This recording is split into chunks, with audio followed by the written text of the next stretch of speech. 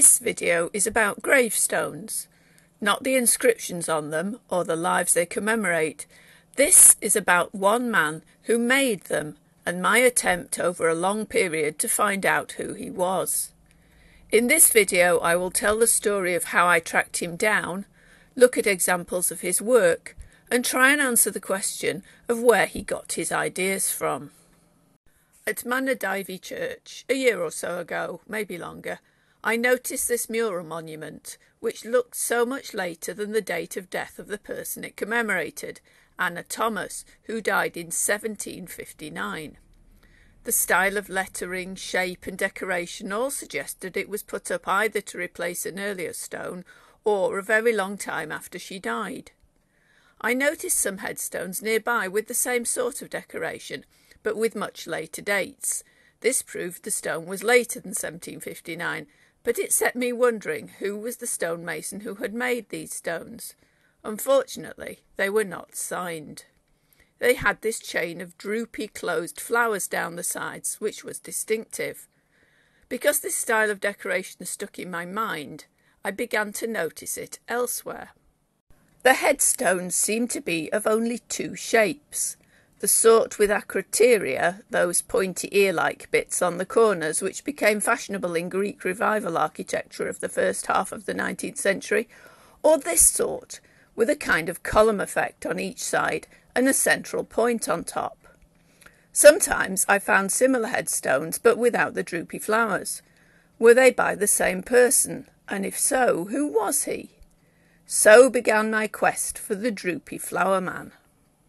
These gravestones occurred in an area around the meeting of the three counties of Pembrokeshire, Cardiganshire and Carmarthenshire. He could have come from any of these counties. Tricky. However, the greatest concentration was around the Llechryd area, and the proximity of the Kilgerran quarries seemed to make that a likely place to find our man. I searched through the National Library of Wales old newspapers and found a reference to a stone cutter in Llechryd. His name was John Jenkins. Could this be my mason of the droopy flowers? I thought so, but I needed proof, so I went to find it. If stonecutters signed their work, and few consistently did at this period, they put their names inconspicuously at the bottom, usually on the right. The problem was that ground levels in graveyards rise over time, and grass and undergrowth often cover up this part of the stone, if it isn't buried anyway. I would have to get down on my hands and knees and look at the base of scores of stones, unless somewhere in my collection of photographs there was a clue. I went through my photo archive looking for the stones of the two shapes, and in my collection from the little chapel of Blaenwennan, I found one which was signed. Inscribed on the bottom of the stone was J. J. Llechryd. My droopy flowers stonecutter was indeed John Jenkins of Llechryd. John Jenkins was born in Llechryd in about 1810, the son of Evan Jenkins, a stonemason. His mother Mary died between 1841 and 1851. In 1851, his father, Evan, was described as a pauper widow. John and his unmarried sister Lettice were then living with their father at the eastern edge of the village. By 1861 he was living at Bank, Llechryd, alone, and was described in the census as a 51-year-old single gravestone cutter. In 1864 he married Frances Davis at Llechryd Methodist Chapel in Llechryd. She was the unmarried daughter of Theophilus and Anne Davis, farmers of Rhos y Forth, who had kept the Cock and Bottle Inn in Llechryd in the 1840s. The bulk of the stones by John Jenkins dated to a period between the 1830s and the 1850s. Either this style went out of fashion towards the latter part of his life, and likely he changed to a different style, or, less likely, he stopped making so many gravestones and did other stonework instead. If the style changed, I haven't found out what it changed to. I haven't found any gravestones signed J. Jenkins Llechryd that differ from these two basic shapes, but as I mentioned before, finding the mason's name on the bottom of the stones is far from easy. So let's look at some examples of his work in detail. The column type and the pointy-eared type have beautifully executed lettering with correct spelling and punctuation in Welsh and English. This is not always the case in gravestones of this period in this area. Some gravestone cutters only used capitals, but he generally uses either a mix or mostly lowercase with some uppercase letters to emphasise names. The lettering is typical of the period, so we can't identify his work by lettering alone. It's not as distinctive as handwriting. I even found this one, which looked like one of his stones, but signed by another mason with different lettering, though it dates to just after John Jenkins' death, so it was probably a blank one he had left and was bought up by this mason after John Jenkins died. This one is very like his style and shape, droopy flowers and all, but there are subtle differences which you can conveniently compare to the Jenkins stones on either side. The flowers are flatter at the bottom, the carving is shallower, and the lettering is all in capitals, and this was made almost 20 years after John Jenkins died. The style was copied by another mason. Both nonconformists and Anglicans in this area preferred quite plain headstones, without the lively or busy carving found in other places. Decoration, if there was any, was always sober.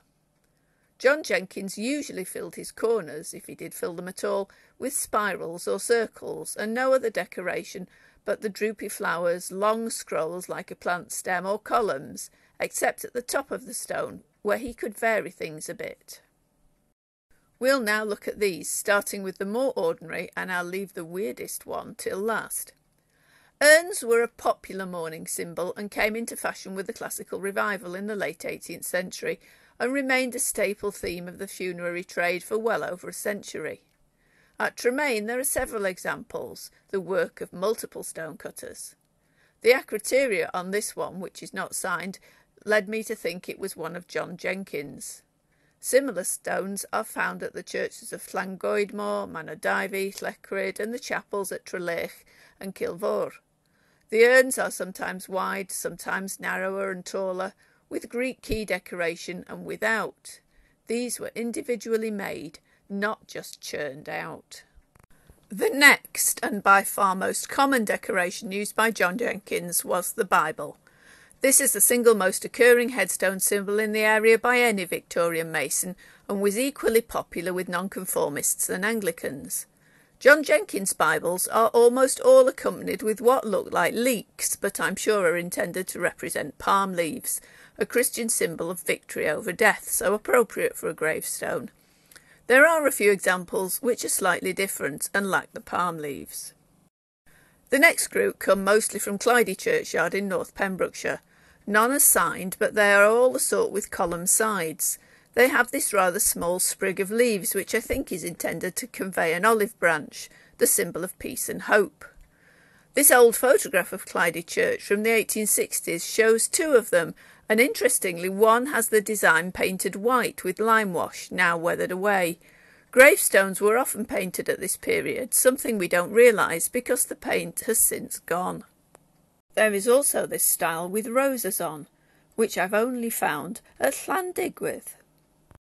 A design that didn't catch on so much is the angel head design found at Manodyfi and dating from the 1830s, though this one from Llangoedmor is similar, if not one of the shapes we know Jenkins made.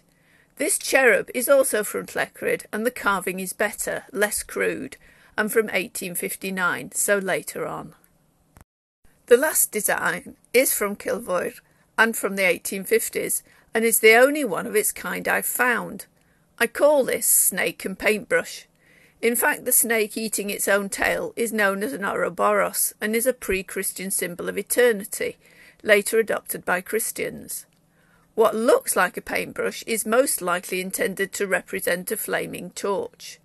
This symbol might have been viewed as a bit pagan by the chapel goers, and it doesn't seem to have been repeated. Where John Jenkins got the idea for it is anyone's guess. Perhaps there were monumental masons' pattern books and he saw it in one of those.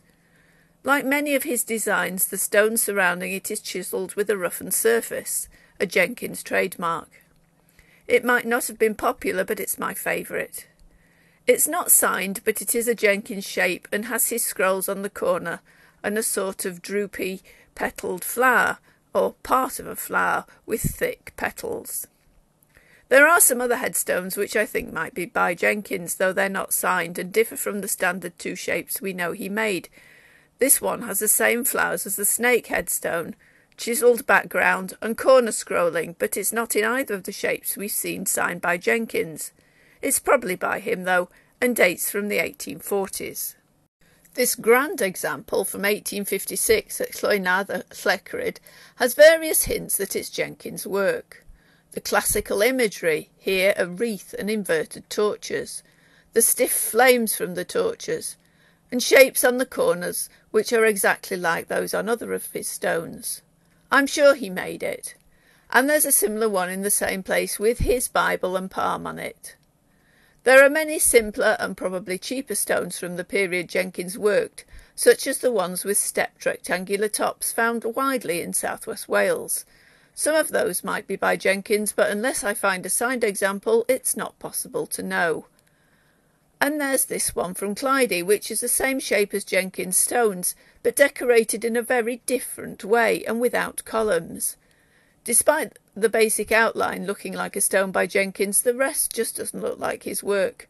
Florid corner decoration, a shallow carved urn flanked by two Bibles, and no chiselled pattern behind them, and no palm leaves. And sure enough, there's a different signature at the bottom, Timothy Philip of Blind Foss. There's a similar one at Llechryd from 1856. His style seems to have influenced other stonecutters. Then there's this one from Llangoedmor, which has bolts passed through it for a reason that escapes me. Another at Llechryd also has bolts, as does an example at Mannodivy. What are the bolts for? To stop the stones splitting, perhaps? This 1830s one at Mannodivy has the look of Jenkins' work, but with a round top and less defined columns. Perhaps he also made this style. Some later monuments are also signed J. Jenkins, but they're not John Jenkins' work. There was a monumental mason in Cardigan later on with the same name, just to confuse matters. So, where did John Jenkins get his ideas from? He was clearly influenced by the Greek revival, even if it was a bit outdated by the time he was working, and it marks him out from the other stonecutters in the area. Did he copy his ideas from a pattern book, or is there another explanation? I went back to Mannodivy, where this all began, and the light dawned.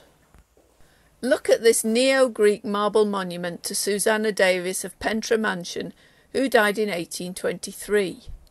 It isn't signed, but it's by a higher class of monumental sculptor than John Jenkins.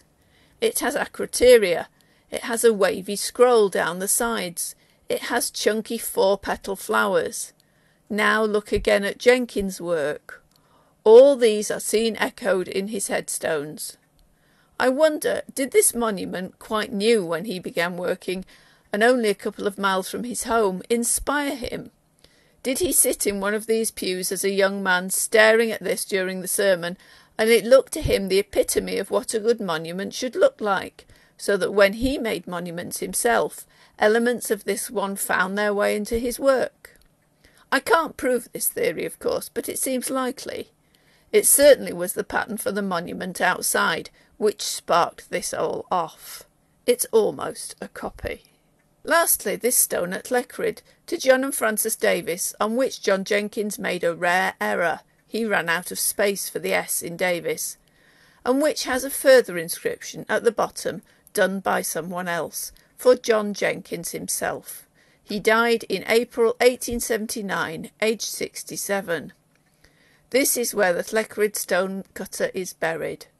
Though what the relationship was with the Davises and John Jenkins, I don't know. Perhaps they were part of the family of Francis, his wife.